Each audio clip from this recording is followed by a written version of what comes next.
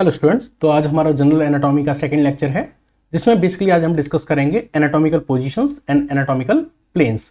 Anatomy को कायदे से समझने के लिए आपको इन सारी बेसिक बातों का पता होना जरूरी है। ये बातें आपको पता होंगी तभी आप अच्छे से बुक्स रीड कर पाएंगे और एनाटॉमी को समझ पाएंगे। तो चलिए स्टार्ट करते हैं। एनाटॉमिकल पोजीशंस और एनाटॉमिकल प्लेन्स क्या होते हैं, इनको जानना। उससे पहले आपको थोड़ा पार्ट्स ऑफ बॉडी के बारे में पता होना चाहिए। आप कहेंगे आपको बॉडी पार्ट्स के बारे में तो पता ही है, बट इस बार जो मैं बता रहा हूँ वो मेडिकल एस्पेक्ट से है। ठीक है, तो आप एक बार रिकॉल कर लीजिएगा। अगर हम बात करें तो सबसे पहले बात करते हैं हेड। तो आप जो यहां देख रहे हैं ये हेड है। हेड में आपका स्कल और फेस दोनों काउंट होते हैं। तो बेसिकली जब मैं हेड कह रहा हूं तो it is counting skull and face. तो ये आपका स्कल और ब्रेन बॉक्स और ये फेस, ये दोनों किस में काउंट होते हैं? स्कल में काउंट होते हैं। इसके बाद जो नेक्स्ट पार्ट है दैट इज नेक। तो ये वाला जो रीजन है आप इसको जानते हैं, ये आपका नेक रीजन है, दिस इज नेक। फिर हम बात करते हैं ट्रंक। ट्रंक क्या होता है? तो आपका थोरैक्स, एब्डोमेन और पेल्विस, इन तीनों को मिला दिया जाए तो ट्रंक बोलते हैं। तो ये वाला जो रीजन है ये आपका थोरैक्स है, ठीक है। ये वाला जो रीजन है ये आपका एब्डोमेन है और ये वाला जो रीजन है ये आपका पेल्विस रीजन है। इन तीनों को मिला दिया जाए तो ये क्या होता है? ये ट्रंक कहलाता है, ठीक है। अब हम बात करते हैं अपर लिम्स के बारे में।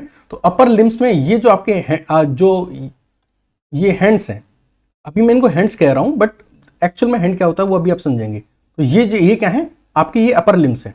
ये क्या है? आपके अपर लिम्स है। अब ये पूरा अपर लिम्ब है, लेकिन इसमें एक एक पार्ट को हम अगर डिफाइन करें तो ये जो रीजन है, ये वाला जो रीजन है ये शोल्डर है। ये क्या है? शोल्डर रीजन है। अच्छा, ये वाला जो रीजन है इसको बोलते हैं आर्म। क्या बोलते हैं? आर्म। और ये वाला जो रीजन है इसको बोलते हैं एल्बो। इस एल्बो, ठीक है, ये वाला पॉइंट, ये वाला, ये है एल्बो। और ये एल्बो के नीचे वाला जो रीजन है इसको बोलते हैं फॉर आर्म। क्या बोलते हैं? For arm. और फॉर आर्म के नीचे वाला जो हिस्सा होता है इसको बोलते हैं हैंड। तो यूजुअली इंग्लिश में तो हम पूरे इसको हैंड बोल देते हैं, बट अगर आप मेडिकल साइंस में जाएं तो सिर्फ हैंड ये वाला है, ये सिर्फ ये हैंड है, ठीक है। आई रिपीट अगेन, ये पूरा का पूरा क्या है? ये पूरा का पूरा क्या है? अपर लिम। ये पूरा का पूरा क्या है? अपर लिम। अपर लिम में ये वाला जो पार्ट है शोल्डर है, ठीक है। ये वाला जो पार्ट है ये आर्म है। ये वाला जो पार्ट है ये एल्बो है। ये वाला जो पार्ट है ये फोर आर्म है। और ये वाला जो पार्ट है ये रिस्ट है। ये वाला जो पार्ट है ये क्या है? रिस्ट है। और रिस्ट के नीचे वाला जो ये पार्ट है ये क्या है? हैंड है। तो क्लियर होगी आपको? सारी पॉइंट्स क्लियर हो गए? Shoulder, arm, four arm, wrist and hand, ठीक है। अब चलते हैं लोअर लिम्ब की तरफ। अब चलते हैं लोअर लिम्ब की तरफ। तो लोअर लिम्ब में अगर हम बात करें तो hip, thigh, knee, leg, ankle and feet, इनको समझते हैं। तो बेसिकली ये वाला जो आपका रीजन है यहाँ पे बैक साइड, ये हिप रीजन रहेगा। इसके बाद ये आपकी क्या हो जाएंगी? थाइज हो जाएंगी। इसके बाद ये जो होगा ये आपका नी कहलाएगा, ये आपका लेग कहलाएगा और ये आपका कहलाएगा एंकल। ये एंकल, ठीक है, जहां पे क्या पहनते हैं वो लेडीज जो पैरों में पहनती हैं, पायल जिसको बोलते हैं, एंकल पे, ठीक है। और ये क्या है? आपका फुट है। तो वैसे तो इंग्लिश में तो हम पूरे के पूरे को लेग कह देते हैं, but in the medical science पूरे के पूरे को लेग नहीं कहेंगे। लेग कौन सा रीजन है? Below the knee and before the ankle, ये लेग है। डिफरेंस समझ में आ रहा है क्यों मैं बॉडी के पार्ट्स को पढ़ा रहा हूं? रिपीट अगेन, ये वाला ये क्या था? हिप्स वाला रीजन था। ये क्या है? आपकी थाइज है। ये क्या है? आपका नी है, ठीक है। ये क्या है? आपका लेग है। और ये क्या है? आपका एंकल है। और ये आपका क्या है? फुट है पूरा। और फुट में भी जो फिंगर्स आ जाती हैं वो क्या है? 2। तो बॉडी पार्ट्स आपको क्लियर हो गए। बॉडी पार्ट्स अगर आपको क्लियर हो गए तो हम आगे बढ़ते हैं। और अब हम समझते हैं कुछ फ्रंट और बैक से भी हमको कुछ चीजें समझनी है, वो आप समझिएगा। तो मैं अब पार्ट्स ऑफ बॉडी समझाना चाह रहा हूं आपको फ्रॉम फ्रंट एंड बैक। इसमें बस एक ही चीज मैं आपको समझाना चाहता हूं, वो ये है कि आप, ये एक बंदा खड़ा हुआ है इस तरीके से, और इसकी जो पाम है ये आगे की साइड है, यानी ये यूं इस तरीके से आगे की साइड है, ठीक है। तो इसको हम बोलते हैं, तो ये वाला जो सरफेस होता है, ये वाला जो सरफेस है, इसको बोलते हैं Palmer surface of the hand. क्या बोलते हैं? Palmer surface of the hand. अगर ये बंदा यूं करके खड़ा हुआ है, समझ रहे हैं ना आप, इस तरीके से। लेकिन अगर ये बंदा यूं करके खड़ा हुआ है इस तरीके से पीछे करके, ठीक है, तो ये जो हिस्सा होता है इसको बोलते हैं डॉर्सम ऑफ हैंड। क्या बोलते हैं? Dorsum of hand. तो ये तो होता है पाल्मर ऑफ हैंड, ये होता है डॉर्सम ऑफ हैंड। ये क्या होता है? Dorsum of hand. अच्छा, उसी तरीके से जो आपका सोल वाला रीजन होता है उसको बोलते हैं पाल्मर सरफेस ऑफ फुट। और जो आपका ये वाला जो रीजन होता है, ये वाला, अब अगर आप ऐसे करके खड़े हुए हैं, ये वाला जो रीजन है इसको बोलते हैं डॉर्सम ऑफ फुट। क्या बोलते हैं? Dorsum of foot. तो आपको समझ में आ गया, ये है Palmer surface of hand, Palmer surface of hand. ये क्या है? आपका dorsum surface of hand, dorsum surface of hand. और आपके जो सोल वाला रीजन है उसको बोलते हैं पाल्मर सरफेस ऑफ फुट। और जो आपका ये वाला जो रीजन होता है इसको बोलते हैं dorsum surface of the foot. तो आपको ये पार्ट्स क्लियर हो गए। ठीक है, अब हम आते हैं अपने एक्चुअल टॉपिक पे जिसको हमको आज पढ़ना था, that is anatomical position and anatomical planes. तो सबसे पहले हम बात करते हैं एनाटॉमिकल पोजीशन की। तो एनाटॉमिकल पोजीशन क्या है? तो एनाटॉमिकल पोजीशन एक इमेजिनरी पोजीशन है। क्या है? एक इमेजिनरी पोजीशन है जिसको हमने एज अ स्टैंडर्ड मान लिया गया है, जिसको हमने एक स्टैंडर्ड पोजीशन मान लिया गया है, या जिसको हमने एक रेफरेंस पोजीशन मान लिया है। तो एनाटॉमिकल पोजीशन क्या है? ये एक इमेजिनरी पोजीशन है जिसको हमने स्टैंडर्ड या रेफरेंस पोजीशन मान लिया गया है। मान लो कि दो डॉक्टर आपस में बात कर रहे हैं, तो उनको बताना है किसी पेशेंट का बॉडी का कोई ऑर्गन है, उसको डिस्कस करना है, तो वो किधर है, लेफ्ट है, राइट है, ठीक है, या किस तरीके से लोकेटेड है। तो उसके लिए एक पर्सन को इमेजिन करना पड़ेगा, उनको एक पर्सन किसी पोजीशन में होगा उसको इमेजिन करना पड़ेगा। तो ये जो एनाटॉमिकल पोजीशन है, ये वही एक इमेजिनरी पोजीशन है जिसको डॉक्टर्स ने या मेडिकल फ्रेटर्निटी ने स्टैंडर्ड या रेफरेंस पोजीशन मान लिया गया है। अब डॉक्टर्स आपस में जब भी डिस्कस करेंगे ऑल ओवर द वर्ल्ड, किसी भी बॉडी के पार्ट्स की या ऑर्गन की जब लोकेशन या पोजीशन डिस्कस करेंगे, तो वो इस पोजीशन के रेस्पेक्ट में बात करेंगे। अब ऐसा नहीं कि बंदा पीछे मुड़ के खड़ा हो जाए, लाइक अभी मैं मुड़ के यूं खड़ा हो जाऊं, या यूं करके खड़ा हो जाऊं, या फिर पीछे बैक करके खड़ा हो जाऊं, मतलब पीछे मुंह कर लूं, ठीक है, वैसे खड़ा हो जाऊं। तो पोजीशंस तो डिफरेंट होती है। एक बंदा कई डिफरेंट पोजीशंस में खड़ा हो सकता है, लेकिन क्योंकि हमको एक पोजीशन चाहिए ना, एक स्टैंडर्ड पोजीशन होनी चाहिए ऑल ओवर द वर्ल्ड, जो डॉक्टर जब आपस में किसी चीज के बारे में बात करें तो वो उसको रिलेट कर पाए। तो मेडिकल साइंस में ये जो पोजीशन है इसको बोलते हैं एनाटॉमिकल पोजीशन। क्या बोलते हैं? इस पोजीशन को क्या बोलते हैं? एनाटॉमिकल पोजीशन बोलते हैं। और इस पोजीशन को क्या कर लिया गया है? स्टैंडर्ड पोजीशन या रेफरेंस पोजीशन मान लिया गया है मेडिकल साइंस में, किसी भी बॉडी पार्ट्स के या ऑर्गन्स को मतलब डिस्क्राइब करने के लिए अमंग द डॉक्टर्स और मेडिकल स्टूडेंट्स। अच्छा, एनाटॉमिकल पोजीशन क्या है ये? तो इसमें बंदा जो होगा वो कैसा रहेगा? स्ट्रेट खड़ा हुआ होगा। तो आप यहां देख रहे हैं ये बंदा स्ट्रेट खड़ा हुआ है। साथ ही साथ इसकी जो आईज होंगी वो फॉरवर्ड लुकिंग होंगी, यानी ये बंदा खड़ा हुआ है और कहां की तरफ देख रहा है? आगे की तरफ देख रहा है। आईज जो है वो फॉरवर्ड लुकिंग कर रही है। साथ ही साथ इसके जो अपर लिम्स हैं और जो अपर लिम्स हैं यानी इसके जो हाथ हैं वो कहां है? हैंग कर रहे हैं। और इसका जो Palmer surface of the hand है, वो फॉरवर्ड की तरफ है। किसकी तरफ है? फॉरवर्ड की तरफ है, यानी जो पाम है वो लुकिंग फॉरवर्ड है। साथ ही साथ इसके जो लिम्स हैं वो भी पैरेलल है, ऐसा नहीं है कि ऐसे फैला के बैठ गया है, ठीक है, ऐसे करके आराम से एकदम स्ट्रेट पैरेलल करके बैठा हुआ है, खड़ा हुआ है। सॉरी, लिम्स जो है इसके पैरेलल है, खड़ा हुआ है, लिम्स पैरेलल है। और लिम्स कैसी है? आगे की तरफ है, बिल्कुल इस तरीके की पोजीशन में, एग्जैक्ट इस पोजीशन को हम क्या बोलते हैं? एनाटॉमिकल पोजीशन बोलते हैं। And it is imaginary position और स्टैंडर्ड और reference position for the doctors और मेडिकल साइंस।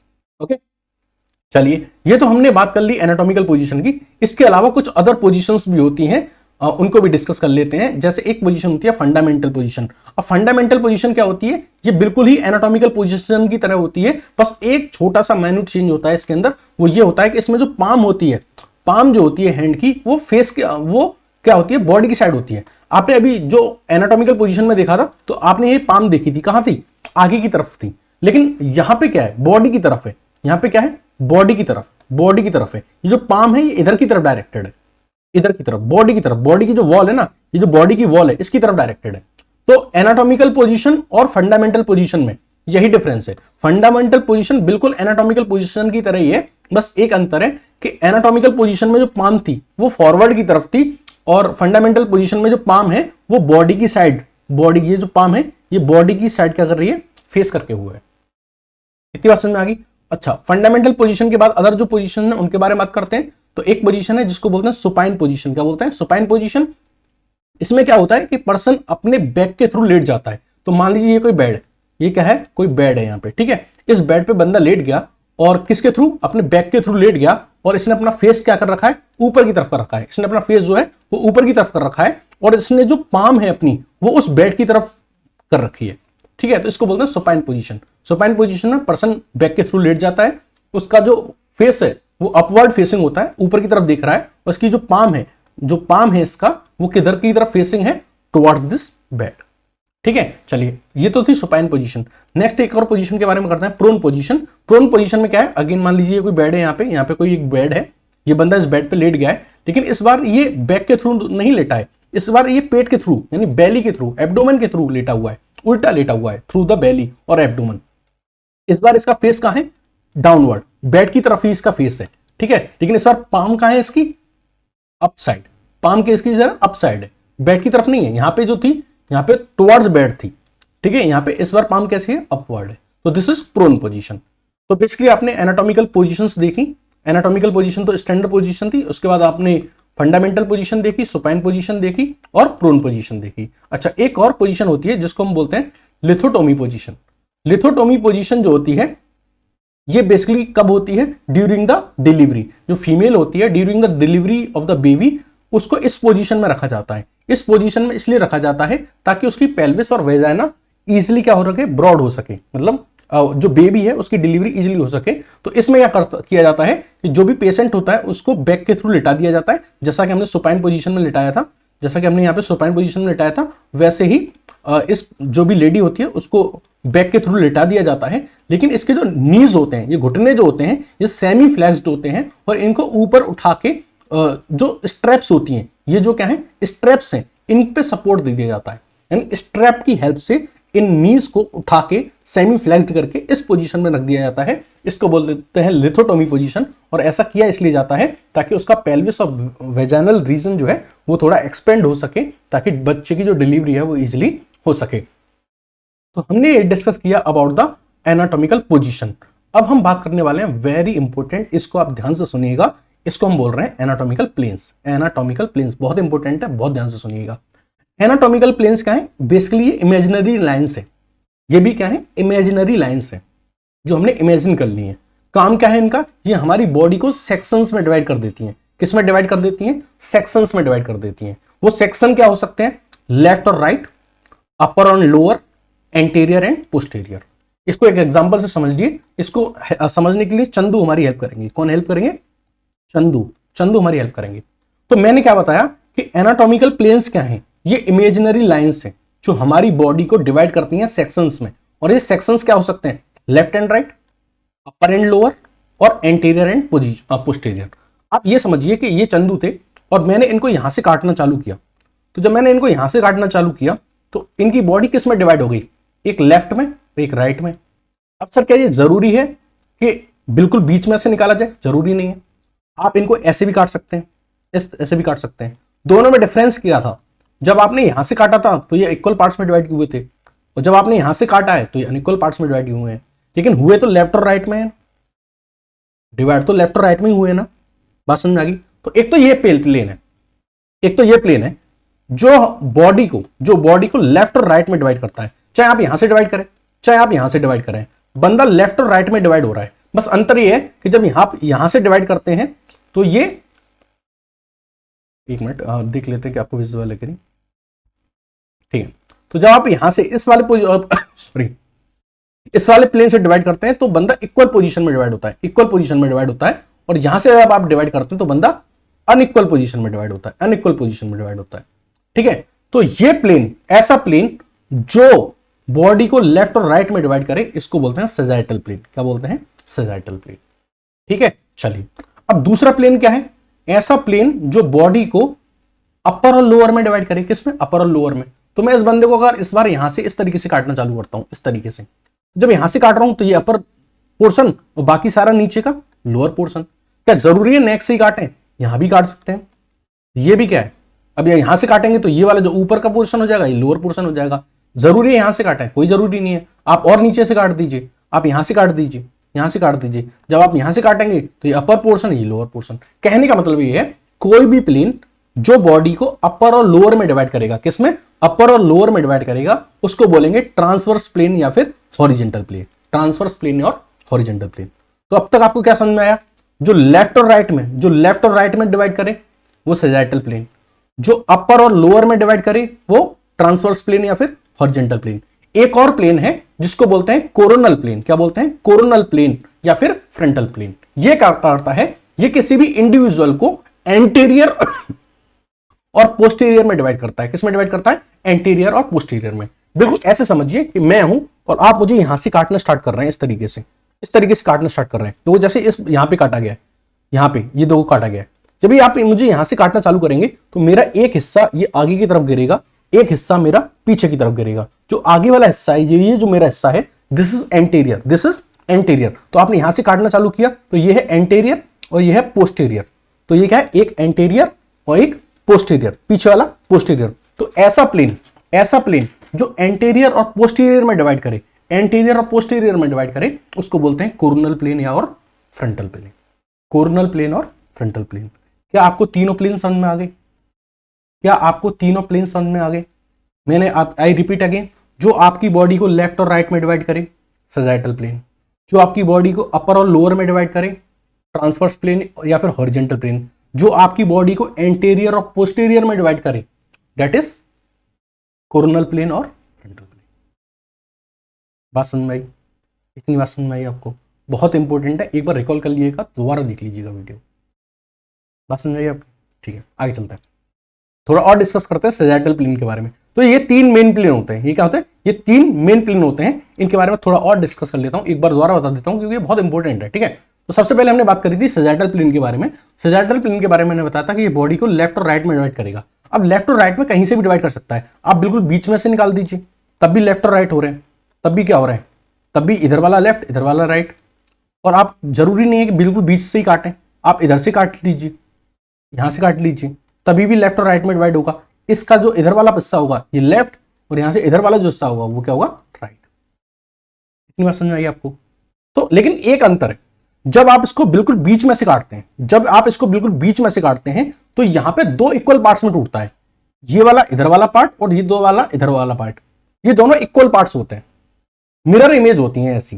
तो ऐसा सैजिटल प्लेन जो बॉडी को इक्वल पार्ट्स में डिवाइड करे, मिरर इमेज में डिवाइड करे, उसको हम बोलते हैं मीडियन प्लेन या फिर मिड सैजिटल प्लेन। तो बेसिकली अब तक तो हमने तीन प्लेन पढ़े थे। पहला पढ़ा था सैजिटल प्लेन जो लेफ्ट और राइट में डिवाइड करेगा। दूसरा हमने पढ़ा था कौन सा?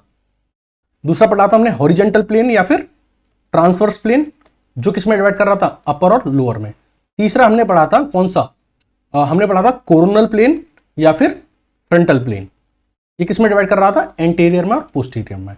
अब हमने सैजिटल प्लेन के दो पार्ट्स पढ़ दिए। एक वो जो बिल्कुल बीच में से काटता है, बिल्कुल बीच में से काटता है, और बीच में से इस तरीके से काटता है कि इक्वल पार्ट्स जनरेट होते हैं। इधर का पार्ट और इधर का पार्ट एकदम इक्वल है, एक दूसरे की मिरर इमेज है। तो जब इक्वल पार्ट्स में डिवाइड करता है उसको हम बोलते हैं मीडियन प्लेन या फिर मिड सैजिटल प्लेन। ठीक है, और इसके अलावा कोई भी, चाहे वो यहां से काट रहा हो, चाहे यहां से काट रहा हो, चाहे यहां से काट रहा हो, अनइक्वल पार्ट्स में डिवाइड करेगा। अगर आप यहां से काट रहे हैं तो ये लेफ्ट, ये राइट, तो लेफ्ट वाला कम है, राइट वाला ज्यादा है। बात समझ आ रही है आप? ये जो बीच वाला है यही इक्वल पार्ट्स में डिवाइड करेगा। इसके अलावा आप जितने भी सैजिटल प्लेन पास करेंगे वो सब अनइक्वल पार्ट्स में डिवाइड करेंगे, और ऐसे प्लेन को हम बोलेंगे पैरा सैजिटल प्लेन। बात समझ में आ गई?